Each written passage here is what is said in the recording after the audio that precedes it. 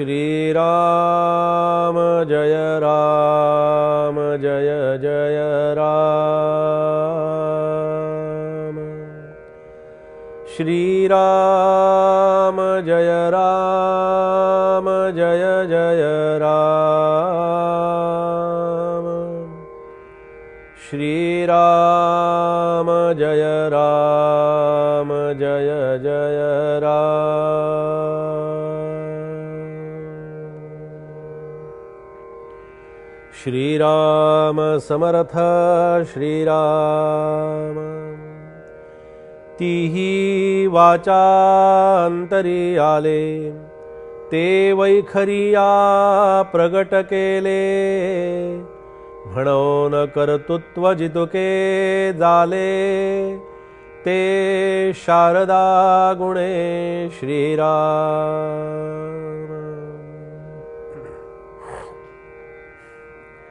श्रीमद ग्रंथराज दासबोधातील शारदा स्तवन आपलं सुरू आहे। शारदेचं चिंतन म्हणण्यापेक्षा असं म्हणावं असं वाटतं की आपल्यामध्ये असणाऱ्या शक्तिदेवतेचं चिंतन, आपल्यामध्ये असणाऱ्या शक्तीची ती पूजा आहे। आपल्यामध्ये असणाऱ्या शक्तीचं आणि सामर्थ्याचं प्रत्यक्ष दर्शन म्हणजे शारदा आहे। आणि हे सामर्थ्य कसं आहे तर सामर्थ्य दिसत नाहीये, पण सामर्थ्य अनुभवाला येत आहे। पण अनुभवाला येणारं दृश्य किंवा साधन जे असतं ना, अनुभवाला येणाऱ्या ज्या काही वस्तू असतात ना, त्या अनुभवाला येऊनही आमचं त्याच्याकडे दुर्लक्ष असतं।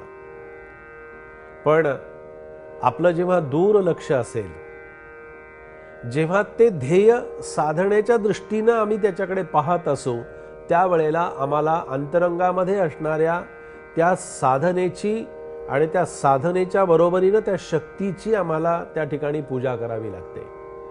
आता पूजा करणं ही शारदेची पूजा ही अन्य कोणत्याही उपचारांच्या शिवाय आहे। शारदेला आणि या शक्ती देवतेला खऱ्या अर्थानं कोणत्याही प्रकारच्या उपचारांची गरज असते का तर अजिबात असत नाही। कारण उपचार म्हटलं की उपचाराचं साधन आलं, उपचाराचं साहित्य आलं, उपचार करणारा आला आणि उपचार जे करायचे आहेत ज्या मूर्तीवरती किंवा ज्या देवतेवरती ती देवता तिथे आली। इतकं सगळं तिथे आलं आणि इतकं सगळं जिथे येतं तिथे ते करणं होतं। आपण नेहमी असं पहा की करणं आणि होण्यातला फरक साधकाने रोजच्या साधनेच्या वेळेला त्याचं चिंतन करावं, किती आनंद मिळेल। प्रपंच करायचा आहे, प्रपंच करतो आहोत, व्यवहार करतो आहोत, व्यापार करतो आहोत, उद्योग करतो आहोत, पैसा मिळवतो आहोत, धनसंपत्ती गोळा करतो आहोत, मुलाबाळांची काळजी करतो आहोत। पण हे सगळं करणं, सगळं मिळवणं, सगळं पाहणं, सगळ्या गोष्टी जमा करणं, याचा शेवट काय असतो याची शेवटची व्यवस्थाच माहीत नाही। म्हणून समर्थ म्हणाले की त्या व्यवस्थेकडे पाहण्यासाठी तुझी व्यवस्था केलेलीच नाही। भगवंतानी कशासाठी या देहाची, नरदेहाची व्यवस्था केली असेल तर फक्त भगवंताच्या कृपेची साक्ष घेण्यासाठी हा नरदेह आहे। भगवंताच्या कृपेचा अनुभव घेण्यासाठी एक साधन, एक माध्यम, एक यंत्र म्हणू आपण त्याला, ते त्यावेळी भगवंतानी विकसित केलं।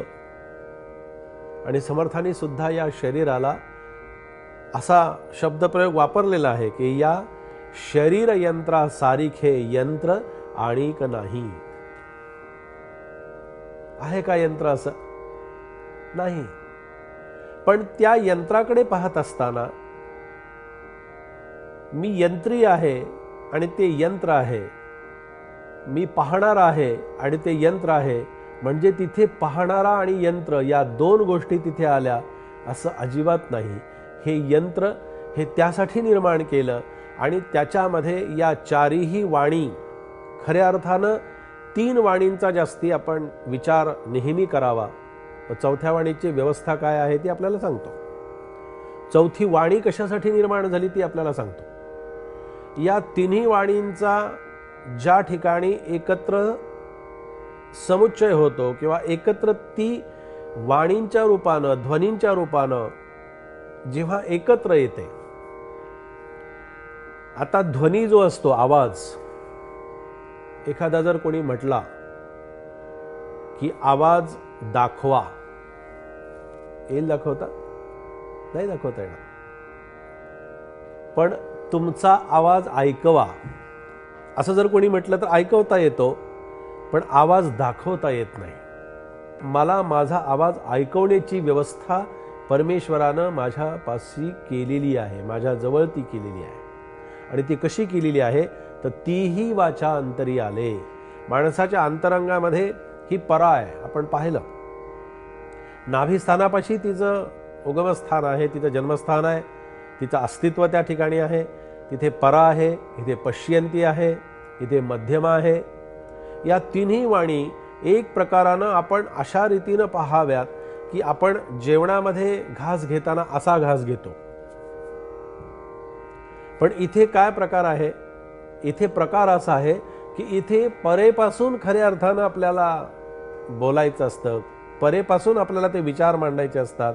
कारण परा जी आहे, ही परा जी असते ना, ही परा अंतरंगातला विचार, अंतरंगातली उर्मी, अंतरंगातली शक्ती, अंतरंगातलं सामर्थ्य, अंतरंगातला वाणीचा आवाज हा परेच्या माध्यमातून पोहोचतो. त्यावेळेला भगवंत आपल्याला दर्शन देतो. म्हणजे याचाच अर्थ मी भगवंत रूप होतो, मी भगवंतमय होतो, मी भगवंताच्या स्वरूपाशी एकरूप होतो जेव्हा परेशी माझं नातं जोडलं जातं. आणि हे केंद्रस्थान आपल्याला माहिती असणं अत्यंत आवश्यक असतं.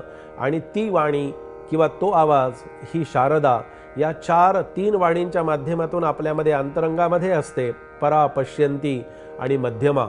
अंतकणामध्ये जेव्हा विचारांच्या रूपानं ती पश्यंतीमध्ये येते, परेचा पासून ती पश्यंतीमध्ये आले की पश्यंतीमध्ये आल्यानंतर खऱ्या अर्थानं आपल्यामध्ये तिथे अंतरंगामध्ये विचारांची देवाणघेवाण आतमध्ये चाललेली असते. परा, आपल्याला असं वाटतं की विचारांची देवाणघेवाण माझी समोरासमोर चाललेली असते, कोणाशी तरी मी बोलत असतो, पण मी माझ्याशीच बोलत असतो, मी माझ्याशीच विचार करत असतो. म्हणून परा आणि पश्यंती या 2 वाणी ज्या आहेत, या 2 वाणी अत्यंत महत्त्वाच्या आहेत. आणि मध्यमा, परा, पश्यंती, मध्यमा, या मध्यमेपर्यंत जेव्हा ते येतं त्यावेळेला अंतरंगातून उगम पावलेला विचार हा पश्यंतीमध्ये जेव्हा त्याचं चिंतन होतं, ते पश्यंतीमधून तो कंठामध्ये येतो. परा, पश्यंती आणि मध्यमेमध्ये तो येतो.